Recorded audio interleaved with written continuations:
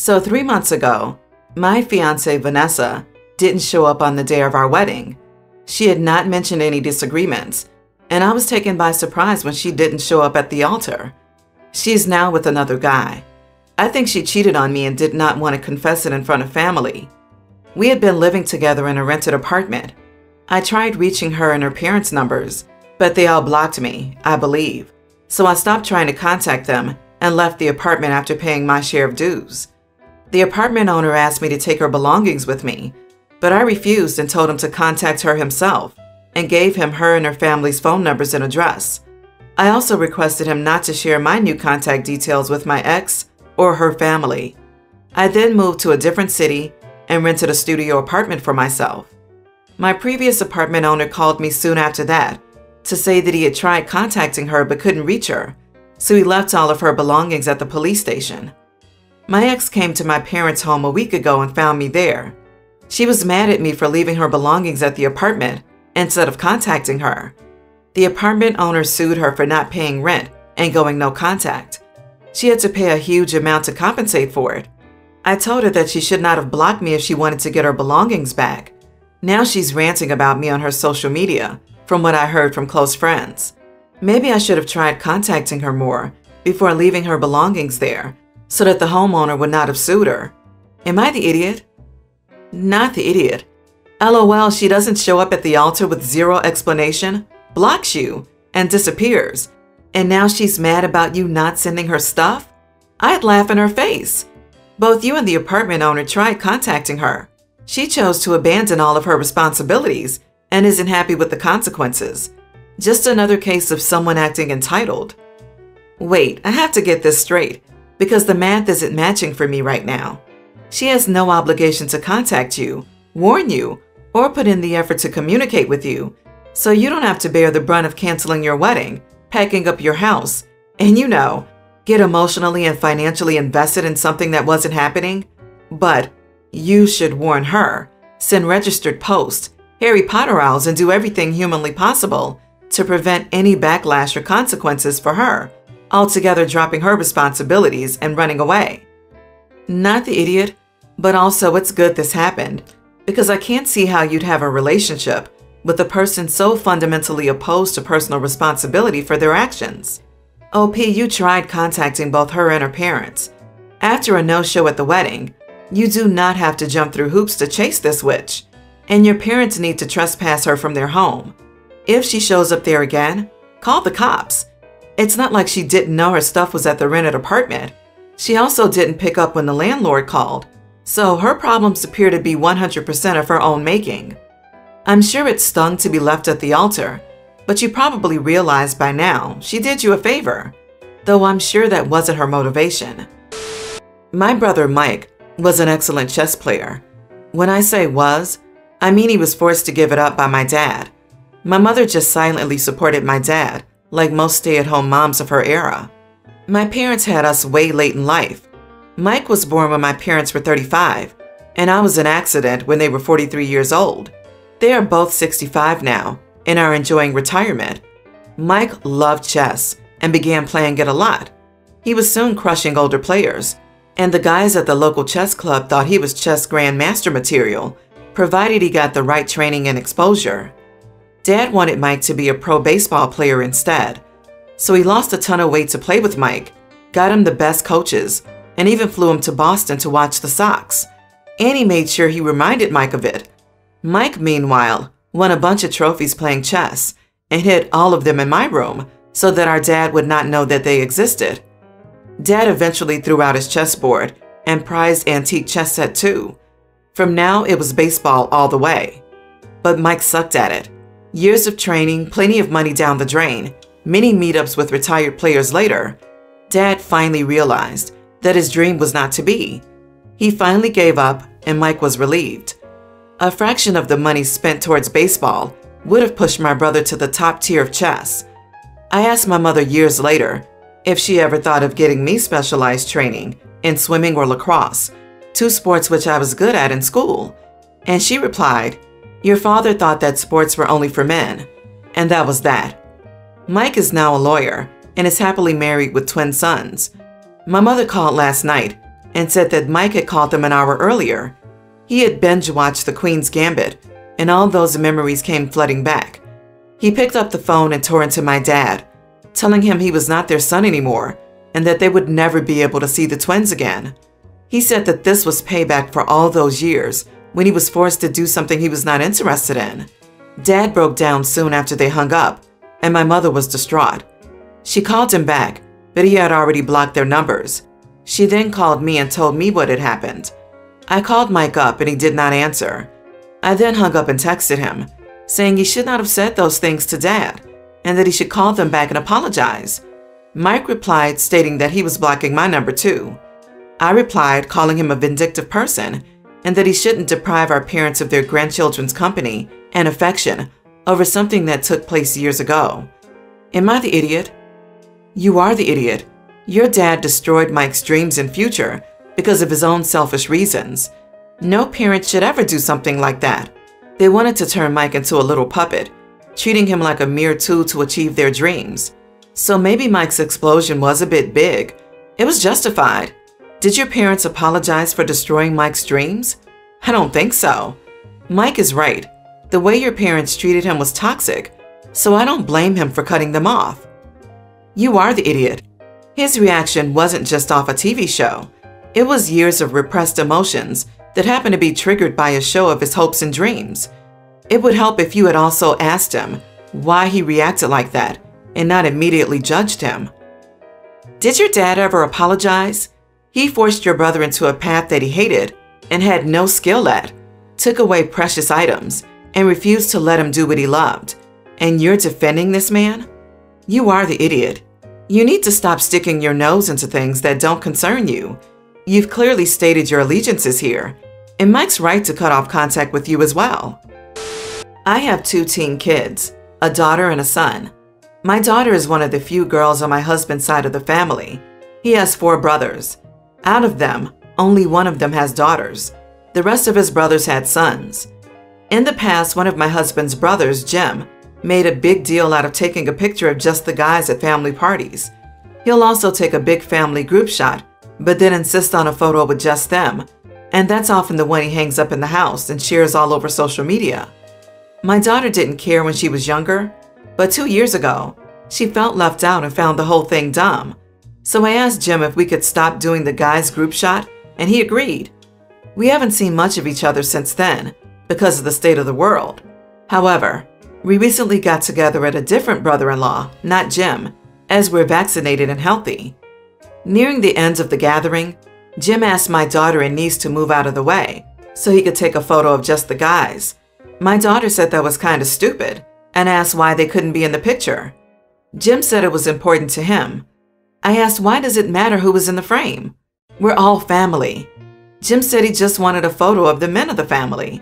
I told my daughter to move, but then also told my son to step out of the frame. Jim asked why I was doing this, and I said he couldn't exclude one of my kids.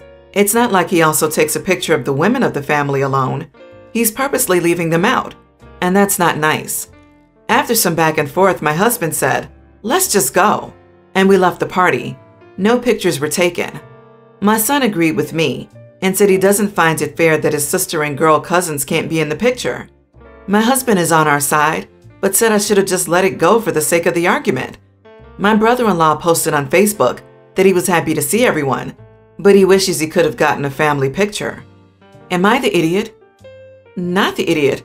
Just respond, I wish we could have gotten a family pic too. If only you allowed women in the shot, we would have gotten one. This is not a family photo. If you exclude family members, this is a really gross tradition that needs to stop. Not the idiot. Your brother-in-law only values the male side of the family. It's the photo that's important to him and is displayed. That is some archaic nonsense he's pulling. Please. You did right by all the youngsters by not shrugging it off. And good on your son for seeing that the whole only the guys photo is as misogynistic as it is. You can't call it a family photo if it's only the men. Maybe you can call it the only family members who matter to me photo. LOL reminds me of all the ads aimed at the ultra-religious Jewish community in Israel, where they're not allowed to show women, even girls exist. It's super toxic and wrong. Still, the results are hilarious because instead of looking like a conservative family, they end up looking like adorable male gay couples raising their little boys. Most ads are for healthcare services. Just take multiple photos with multiple groups, so with and without boys/girls. It isn't weird to have boys-only photos. The women do it all the time. There are only just not enough in this case. It's a lot of fun to see multiple guys from all generations in a row. So much drama over something so small? Just take more photos. We did this all the time with men only, women only, children only, etc. I get the point, but the solution is so easy. LMAO. Agree. And misogyny aside, unless this man is somehow the only one allowed to take a photo, I think it's odd judging a person for wanting a photo with his phone of just the guys to hang in his house or a post on his own Facebook. So what if he wanted to take a photo of just the guys? Why does anyone need to police what he chooses to post or hang up in his own house? Likewise, everyone else has their own phones, and if they want to take pictures, it's not like the uncle is telling them no, only he's allowed to take a photo. I don't think people should judge Auntie because she pulled out her phone and only cared about taking a photo of the awesome charcuterie board instead of her cute nephews and nieces waiting for their close-up shots. My husband is red-haired/ginger, and his hair has some soft ring curls. His dad is ginger as well, so it's genetics. My little daughter is also a ginger. I never thought once of a reason why my daughter should feel uncomfortable with her hair color and curls until my mother-in-law made it an issue. My mother-in-law hates ginger hair. She always tried to convince my husband his skin was dull and his hair was ugly. This has happened since childhood. My husband grew up with a lot of self-hate, which he overcame once his inner circle of friends tried to lift him up and encourage him to feel confident. Now my husband loves his looks. My mother-in-law seems to do the same thing she did to my husband when she's around my daughter. She says stuff like how unlucky she is that she got that hair, how she's going to spend hundreds in her life to dye her hair, how the curls are ugly and not easily tamed, her freckles are awful, and all that. My husband has repeatedly told her to stop doing that because our daughter will internalize all these thoughts and hate her appearance for no reason. Mother-in-law throws tantrums, claiming my husband won't let her have an opinion. Every time it happens, my husband tries to stop it, but it never works. One of the times she visited, she brought a plastic wig to see what my daughter would look like with brown hair. That's where I spoke up and said, "The joke is over now. Enough. You either cut that out or get out." She guilts me, telling me how I should be grateful she's looking out for my daughter so she'll avoid being bullied. Then she threw one of her usual tantrums about being entitled to her opinion and left. Once she left, I told my husband that his mom wouldn't be allowed around our kid again unless she shuts up and stops trying to force insecurities on my kid. I want my kid to love herself growing up. And if her grandma causes her insecurities instead of self-love, she has no business being around. My husband said that his mom is indeed being ridiculous, but I'm taking it too far, suggesting she doesn't see the kid. Am I the idiot? You are the idiot. This should have been shut down the first time it happened. The second time should have been no contact between your daughter and mother-in-law. You are subjecting your daughter to emotional abuse, period, point blank. Why would your husband continue to allow this to happen? I have a ginger daughter. We have always told her how special she is to have a hair color that people spend their entire lives spending money trying to copy. Not the idiot OP, but your husband needs therapy. He's been the victim of a malignant narcissist his entire life and is buying into her guilt trips. Realistically, she's been under hubby's skin and hair his whole life. Expecting him to just cut her off isn't entirely realistic because she has conditioned him to accept this behavior. Your husband has to realize that this isn't how a normal parent or grandparent operates. Bullying kids to keep them from being bullied? That's brilliant. Your mother-in-law sounds unhinged. Why did she marry a ginger if she finds them so repulsive? Oh, because mother-in-law is as logical as she is kind. OP, she can have her crap opinion in the privacy of her own home, alone. Gingers are gorgeous. Stand your ground. I live in apartments with terrible parking. They overbuilt without considering that maybe one parking space per unit isn't enough. They charge $25 a month for unassigned parking and $50 for an assigned covered space. I work evenings and get home at 1 a.m. There is never unassigned parking available at that hour, so I pay extra for an assigned space. A family with a son in a wheelchair recently moved in, and they have 2 wheelchair-accessible vans. In addition, the complex provides them with 1 handicap spot for free. I met them when they parked in my assigned spot and asked them to move. The mom apologized and explained my spot was perfect for the family's needs because it was at the end of the row, and the passenger door opened onto the sidewalk, so it's not officially a handicapped space, but they can make it work. I went to the leasing office with her to see if I could get a different spot and transfer mine to her, because I'm not trying to make life harder for a kid in a wheelchair or his family. But unfortunately, they have 0 assigned spots currently available for rent. They used to allow people to rent as many spots as they wanted, as long as they were willing to pay. However, they've now instituted a policy that you can only rent as many parking spaces as your unit has bedrooms. Still, because the parking spots are currently written into people's leases, they can't revoke them until the end of the lease. There is nowhere else to park. There's a bank nearby, but they'll tell you if it's there when the manager comes in. The next closest option is the Safeway parking lot, almost a mile down the road. I'm on a waiting list and should have a new spot by March. Until then, I'm not giving up my current spot. The mom cried and said she really needed my spot and didn't understand why I was so heartless. There is unassigned handicap parking by the leasing office, but it's on the other side of the complex, and it really shouldn't inconvenience her son because the family does still have their assigned handicap spot right in front of their door. So it seems to me that whichever parent actually has the kid in tow should coordinate with the other one to leave their spot open so their son can get in and out easily, and the other parent can park by the other van by the leasing office and walk. Since then, the mom has parked in my spot a few times, and each time I left notes asking her to move or I'd have her towed. She's always moved by morning. She's so combative that I can't stand the thought of talking to her.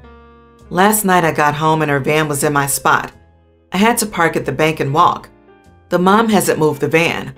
It's not like she doesn't know it's not her spot, and it's not like I haven't left notes warning her I was going to have her towed. I want to have them towed, but I feel guilty. Not the idiot. Having a disability doesn't just excuse you to steal someone else's assigned spot and get combative when you try to ask for it back. The second spot is for the able-bodied parent, not for the disabled kid, so there's 0 need for this family to have 2 accessible spots. Would it be more convenient? Yes. Is that your problem, OP? No. That's right. What if your apartment was more convenient for them too? Would they feel entitled to take that because it works better for them? They've put you in that impossible situation of having to be mean to someone with a disability. The main thing I have learned in my adult life is that allowing people to step on you once only leads to them treating you like a doormat. She doesn't care about your warnings. Just get her towed. Her son's circumstances don't mean you lose your parking space. She needs to work out her problems like an adult. Talk to the building management or work it out between them as you described. There's no way that stealing somebody else's space is the solution to her problem.